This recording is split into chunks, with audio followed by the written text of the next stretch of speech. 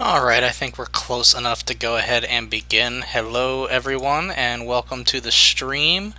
Uh, been an interesting week so far. Hope it's been a good one for you guys. We're going to be going over something that's still within the realm of blueprints, but a little more complicated, and it's something that I'm not fully comfortable with myself, but there is a handy dandy tutorial that we're going to look at and get a little bit of more information on, and that is splines. Splines are awesome. They do a lot of stuff. You can use them for spawning meshes, spawning components along a specific track, creating roads, all kinds of stuff. Um, but they are incredibly useful. However, they're a bit finicky, and you kind of have to know what you're doing with them. So it's a good idea to come down here, and in the Learn tab, I actually have Blueprint Splines Track, which is this entire series of assets that were made by Zach Parrish. And that's what we're going to be going over today. So if you end up wanting to follow along, I highly recommend downloading this, and then you just add it to whatever project that you're working in. Fortunately, we've already got that done. So I'm in my third person project here, and as you can see in the background, we've got this nice little weird road kind of set up. And this is kind of the end product of the assets that you will get with the Learn tab content. It's pretty useful. You can do quite a few things. So this is one of the spline points, and as you see, you've got numbers above it. That's because right here it's actually got a feature to draw track point numbers. You can take that off if you don't want them there. I do, just because it makes it easier. Looping track, you can add extra data arrays, all kinds of stuff. Okay, so let me go ahead and get that blueprint open. Now in the track generator stuff, you're looking for track generator blueprint in the blueprint section.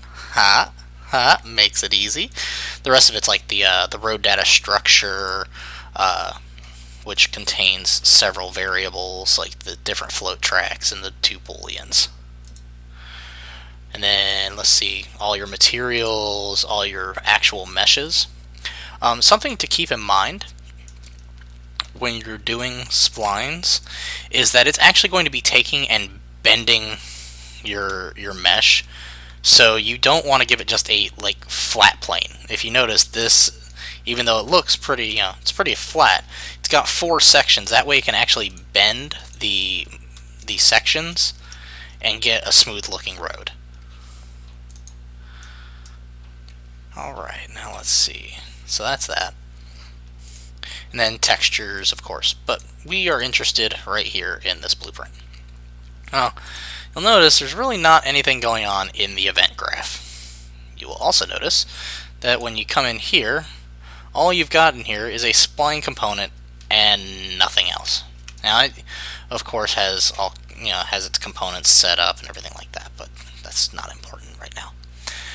What is important is where all of this stuff is happening, which is in the construction script. So, Aronis, he asked if a mesh is a texture. No. A mesh is actually the physical object, and then you put materials and textures onto the objects. So, a lot of objects in game design are actually lower poly than what they look. You use textures and materials to really bring out depth, to make them look different, things like that. It's how you get like brick layouts and stuff like that. You don't lay out individual bricks, you use textures to draw the material out and make it look like it's actually a brick wall. Okay, back on track. So, the construction script. The thing to know about the construction script is this is only called when the item is first made. It is only when it is constructed, and it is typically used in editor, not during play. But the construction script will run anytime that the object is created. So if you're dynamically spawning objects, the construction script will run when you spawn that object. 1 second. Sorry, my throat's dry. It's been a very interesting day at work. So, okay. So this construction script runs a series in a sequence. So it goes through each of these. So it goes 1, 2, 3, all the way through, then 4. And each of these are a collapsed graph, which is a cool little feature where you can take various variables and functionality and shrink it down to where it's one node. And then if you double click that, you actually get to go into that graph and see what's inside. So the first one, get number of spline points from spline component and store them. Come in, it's got its execution input, and it comes over here to a set number of spline points. You get your spline as the target, return value is the number of spline points. Very simple stuff. Okay, let's get back to the construction script. There's too many things open. Don't like that. Okay, so that's this one right here. All this does is stores the number of spline points that you have available to you. Build row data array. So this is the second part of the sequence. Double click that. Whee! Make sure you read comments. So it's going to resize the row data array and make sure it matches the number of points that you have on your spline. So it's really important to make sure you know kind of what you're doing, and if there's comments, it makes it a lot easier to follow along with tutorials, or even if it's your own code, then it's a lot easier to find what you're doing. So like, let's say you worked on something and then you take a break for a while. It's really difficult sometimes to follow your own logic, but if you have comments, then you don't really need to. You can just look at it and go, oh, that's what I was doing, and move on.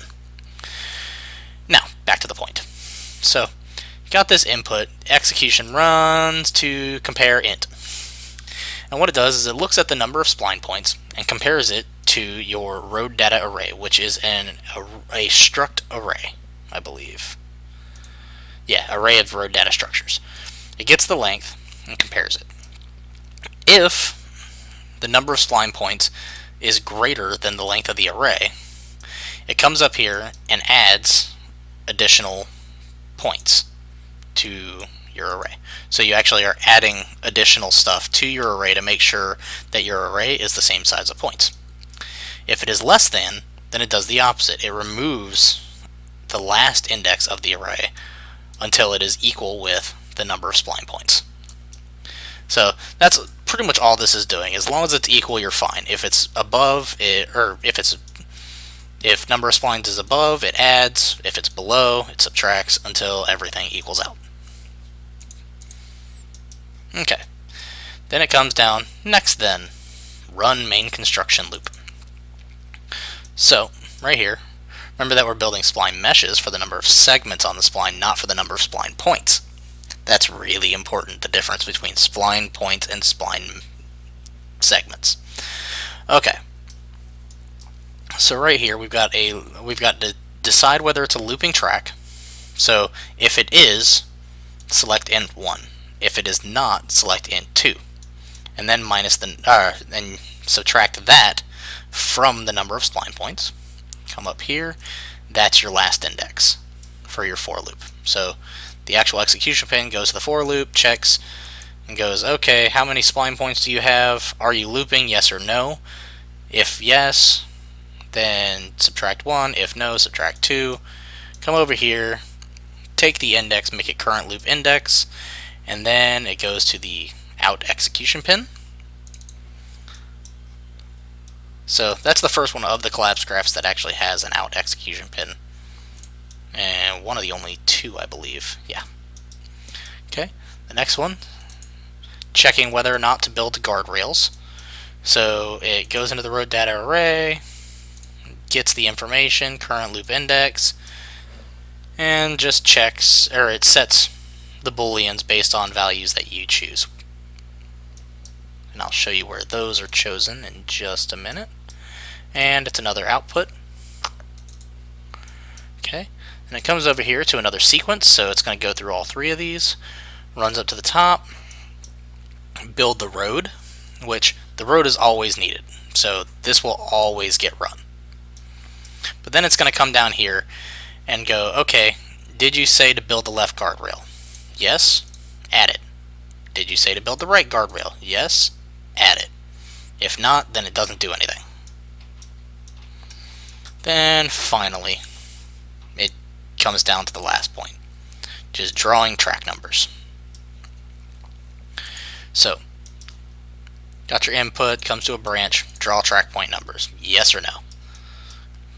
Going to assume yes. Number of spline points -1. Comes up to the, for each loop, that's your last index. Let's see, loop body prints out the current track number, or it sets the text, I should say. Then it comes over here, add text render component. Okay,